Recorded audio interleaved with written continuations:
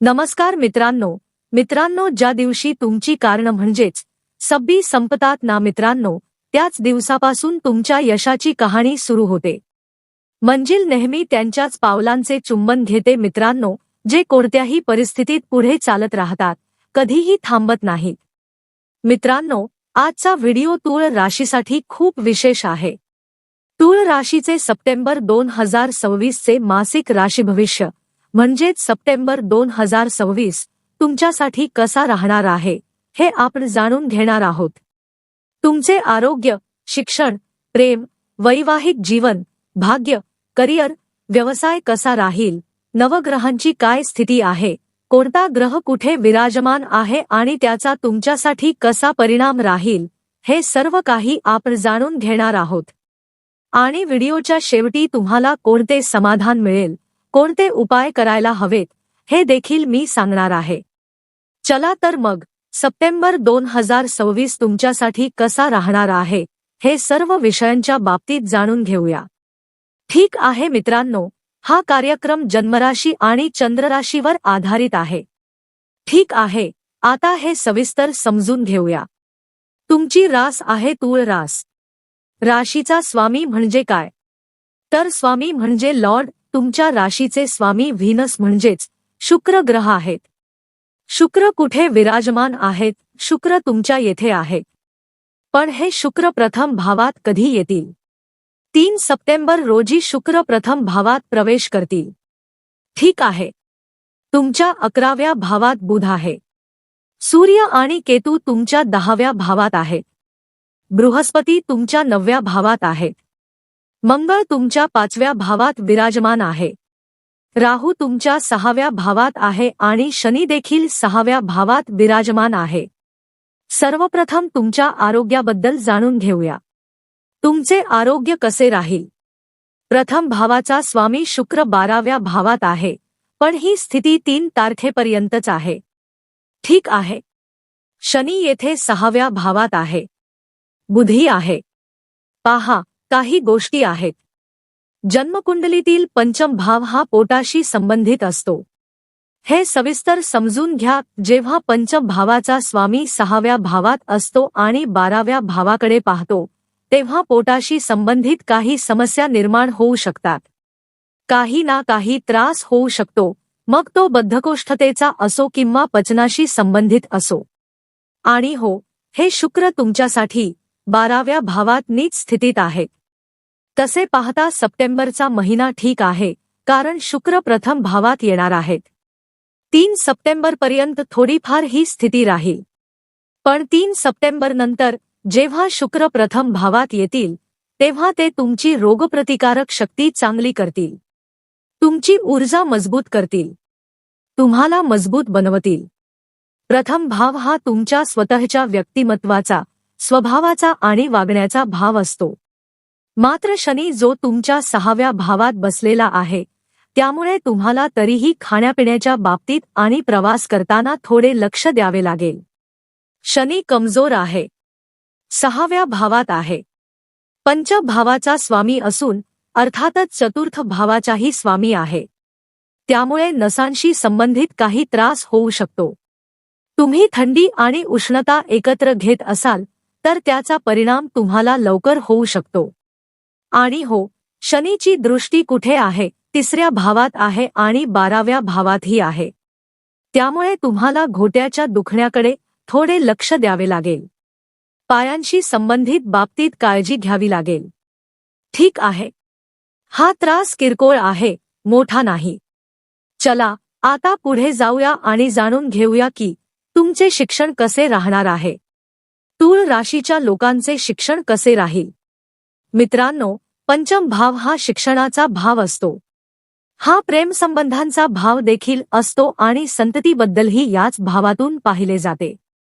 शरीराच्या अवयवांबद्दल विचार केला तर हा पोटाशी संबंधित असतो। पंचम भाव शिक्षणाचा आहे आणि पंचम भावात राहू विराजमान आहे। आता राहू येथे 6 डिसेंबरपर्यंत राहणार आहे। त्यामुळे शिक्षण खराब राहील का? नाही, फक्त संभ्रम राहील। पंचम भावातील राहू मनाला विचलित करतो। जर तुम्ही विचार करत असाल की आज माझ्या मनात येत आहे की एखादी कोचिंग जॉईन करावी. माझ्या मनात येत आहे की बी.कॉम करावे. माझ्या मनात येत आहे की MBA करावे. पण राहू काय करत आहे? एका बाजूला मनात शंका, दुसऱ्या बाजूला मनात प्रश्न, करावे की करू नये, करावे की करू नये. म्हणजेच मनात खूप काही सुरू राहते. त्यामुळे तुम्हाला निर्णय घेता येत नाही. राहू पंचमभावात बसल्यामुळे योग्य निर्णय घेण्यात अडचण येऊ शकते. आणि पंचमभावाचा स्वामी 6व्या भावात असल्यामुळेही अशी परिस्थिती निर्माण होते. पण सध्या शनी वक्री आहे, त्यामुळे तो पंचमभावाचे काही चांगले परिणामही देत आहे. त्यामुळे तुम्हाला जे काही करायचे आहे, आता कोचिंग जॉईन करायची असेल, कुठे प्रवेश घ्यायचा असेल, एखादा फॉर्म भरायचा असेल किंवा शिक्षणाशी संबंधित काही मोठे विचार करत असाल, तर ते आत्ताच करून घ्या. तुमच्यासाठी ते चांगले राहील. आत्ताच करून घ्या. तुमच्यासाठी ही वेळ चांगली आहे आणि तुम्ही ते करायलाही हवे. ठीक आहे, पण हो, हे तर दिसत आहे. यासाठी काही सूचना आणि काही उपाय मी तुम्हाला सांगणार आहे. राहू पंचमभावात असताना काय करायला हवे, याचे उपाय तुम्ही नक्की करा. नाहीतर शिक्षणामध्ये थोडेसे असे होऊ शकते की तुम्ही कोणाच्या बोलण्याने प्रभावित होऊ शकता. ठीक आहे. आता लव्ह लाईफ म्हणजेच प्रेमसंबंध कसे राहतील ते जाणून घेऊया. पंचम भाव हाच प्रेमसंबंधांचा भाव असतो आणि पंचमभावात राहू आहे. आता मला सांगा, मागील जूनपासून म्हणजे जून 2025 पासून तुमच्या प्रेमसंबंधांमध्ये असे काही घडले आहे का?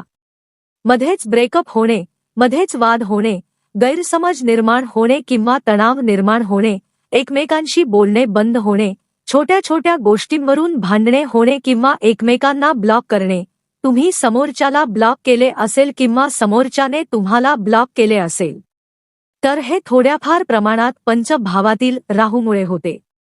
राहू गैरसमज निर्माण करतो, संशय निर्माण करतो. जी गोष्ट प्रत्यक्षात अस्तित्वातही नाही, तिच्याबद्दल देखील मनात संशय निर्माण होतो. आणि शनीही 6व्या भावात आहे. त्यामुळे तुम्ही ज्या व्यक्तीसोबत प्रेमसंबंधात आहात, मग ती महिला असो किंवा पुरुष, ते थोडे हट्टी, जिद्दी किंवा वर्चस्व गाजवणारे असू शकतात. त्यामुळे सध्या तुम्हाला ही काळजी घ्यावी लागेल. मात्र बृहस्पती पंचमभावाकडे पाहत नाहीत. त्यांनी पाहिले असते तर परिस्थिती थोडी अधिक चांगली झाली असती. बुधाची दृष्टी आहे, पण तीही 7 तारखेपर्यंत आहे. त्यामुळे 7 सप्टेंबरनंतर थोडे लक्ष द्यावे लागेल. मात्र तुमचे शुक्र प्रथम भावात जातील, त्यामुळे तुम्ही थोडे जुळवून घेणारे व्हाल. तुम्ही गोष्टी समजून घ्याल. त्यामुळे 60% परिस्थिती ठीक राहील, पण 40% बाबतीत थोडे लक्ष द्यावे लागेल. त्यानंतरही राहू पंचमभावात आहे. चला आता पुढे जाऊया आणि जाणून घेऊया की वैवाहिक जीवन कसे राहणार आहे. सप्टेंबर महिन्यात सप्तम भाव हा वैवाहिक जीवनाचा भाव असतो. सप्तम भावाचे स्वामी कोण आहेत? मंगळ ग्रह. मंगळ 9व्या भावात आहेत आणि 10व्या भावात प्रवेश करतील. तिथे ते नीच स्थितीत होतील. पहा, तुमचे वैवाहिक जीवन ठीक राहील, कारण मंगळ केंद्रस्थानी येतील. केंद्राचे स्वामी असून केंद्रात येत आहेत आणि सध्या त्रिकोणात आहेत. 19 सप्टेंबरपर्यंत म्हणजे 19 सप्टेंबरच्या आधी तुमचे वैवाहिक जीवन चांगले राहील. चांगलेच नाही तर खूप चांगले राहील, कारण मंगळ त्रिकोणात राहतील. तुमच्या जीवनसाथीचे भाग्य सुधारेल. तुम्ही कुठेतरी गुंतवणूक करण्याचा विचार करत असाल तर करू शकता. काही मोठा निर्णय घेण्याचा विचार करत असाल तर तो घेऊ शकता. सप्तम भावाचा स्वामी 9व्या भावात बसलेला असण्याचा अर्थ असा आहे की तुम्ही काही मोठे विचार करत असाल किंवा काही मोठी योजना आखत असाल तर ती करायला हवी. हे तुमच्यासाठी खूपच चांगले आहे. खूप चांगले परिणाम मिळतील. चांगले आणि आणखी चांगले परिणाम मिळतील असे मला दिसत आहे. सप्तम भावाचा स्वामी 9व्या भावात बसलेला आहे. त्यामुळे वैवाहिक जीवन खूप चांगले राहील. मात्र 19 सप्टेंबरनंतर मंगळ नीच स्थितीत येतील. त्यामुळे थोडा आक्रमकपणा राहील. ऊर्जेची पातळी थोडी जास्त राहील आणि त्यांच्या वागण्यातही काहीसा बदल दिसेल. म्हणजे संयम कमी आणि आक्रमकता जास्त अशी परिस्थिती राहू शकते. 19 सप्टेंबर नंतर थोडेफार भांडण होऊ शकते. खूप सामान्य गोष्ट आहे, किरकोळ स्वरूपाचे भांडण असेल. पण 19 सप्टेंबरच्या आधीचा काळ खूपच चांगला आहे आणि तुमच्यामध्येही राग राहील. मंगळ 10व्या भावात येतील आणि प्रथम भावावर दृष्टी टाकतील. त्यामुळे तुमच्यामध्येही राग वाढू शकतो.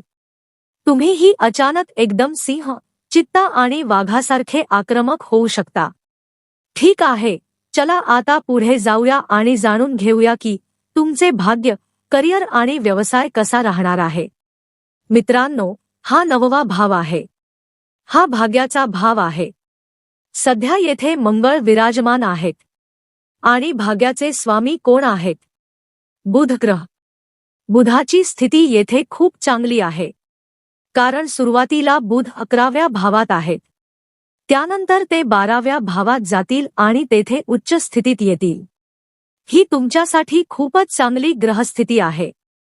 ही प्लेसमेंट तुमच्यासाठी अतिशय उत्तम आहे. भाग्याचा स्वामी उच्चस्थ होऊन 12व्या भावात येणे ही स्थिती तुमच्या भाग्यात सुधारणा घडवून आणत आहे. ट्रान्झिटमध्ये तुमचे भाग्य चांगले आहे. जेव्हा ट्रान्झिटमध्ये भाग्याची स्थिती चांगली असते ना, तेव्हा आपण काहीही करतो, एखादा निर्णय घेतो किंवा भाग्याशी संबंधित काही विचार करतो, तेव्हा आपल्याला त्यामध्ये सकारात्मक परिणाम मिळतात. येथे तुमचा बुध चांगला आहे. जर तुम्ही बाहेर जाण्याचा विचार करत असाल, प्रवास करण्याचा विचार करत असाल किंवा परदेशात जाण्याचा विचार करत असाल, तर तुमच्यासाठी ही वेळ चांगली आहे. तुमच्या काही नवीन योजना असतील किंवा तुम्ही विचार करत असाल की एखादे नवीन काम सुरू करावे, बाहेर जाऊन नवीन काम सुरू करावे किंवा काही नवीन गोष्टींचा विचार करत असाल, तर ते तुमच्यासाठी चांगले राहील. तुम्हाला चांगले परिणाम मिळतील. होय, खूपच चांगले परिणाम मिळतील. तुम्ही तुमच्या बाजूने प्रयत्न करा. स्वतःकडून पूर्ण मेहनत घ्या. मला तर ही स्थिती तुमच्यासाठी खूपच चांगली दिसत आहे. तुमचे भाग्य साथ देणार आहे. मग ते एखादे शुभ कार्य असो, मंगलकार्य असो किंवा एखाद्या नवीन कामाची सुरुवात असो, भाग्य तुमची साथ देईल. होय. तुमचे करिअर कसे राहील? 10व्या भावाचे स्वामी चंद्रमा आहेत आणि 10व्या भावात कोण आहे? बृहस्पती. ही खूपच चांगली स्थिती आहे. अतिशय उत्तम आहे. बृहस्पती येथे उच्चस्थ आहेत आणि ते तृतीय व षष्ठ भावाचे स्वामी आहेत. तृतीय भावाच्या स्वामीचा 10व्या भावात असणे म्हणजे पराक्रमामध्ये कोणतीही कमतरता राहणार नाही. तुमच्या विचारांमध्ये कमतरता राहणार नाही, आत्मविश्वासामध्ये कमतरता राहणार नाही आणि तुमच्यामध्ये पराक्रमाची भावना पूर्णपणे राहील.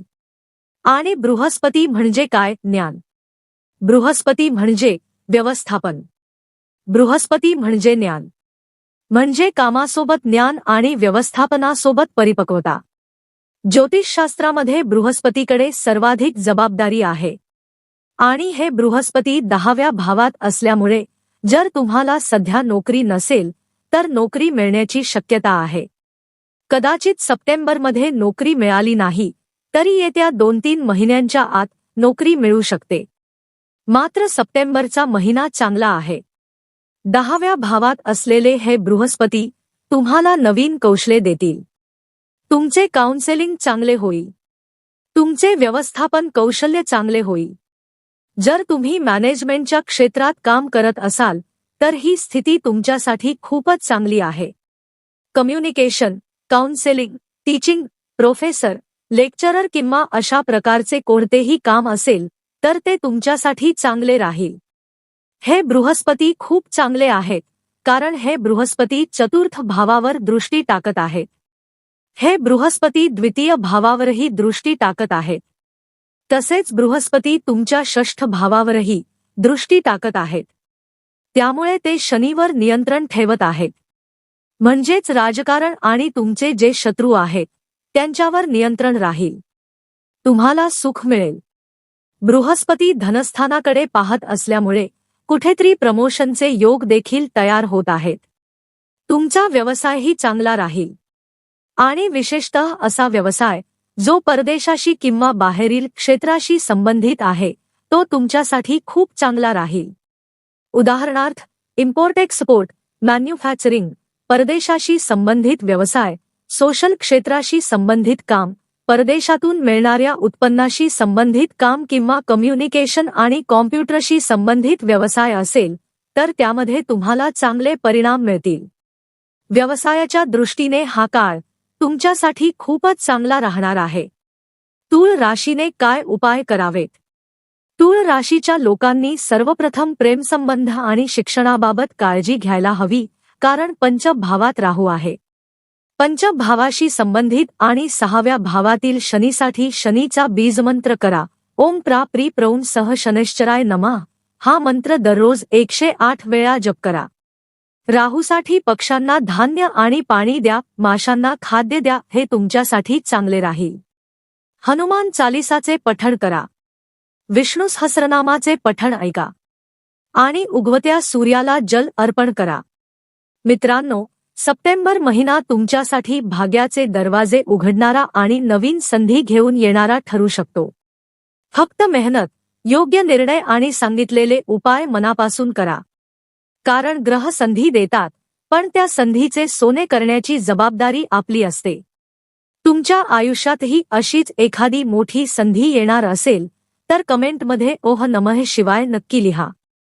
व्हिडिओ आवडला असेल तर लाईक आणि शेअर करा आणि चॅनेलला सबस्क्राईब करायला विसरू नका. पुढचा महिना तुमच्यासाठी काय घेऊन येतोय हे जाणून घेण्यासाठी पुढचा व्हिडिओ नक्की पहा. धन्यवाद. ओम श्री स्वामी समर्थ.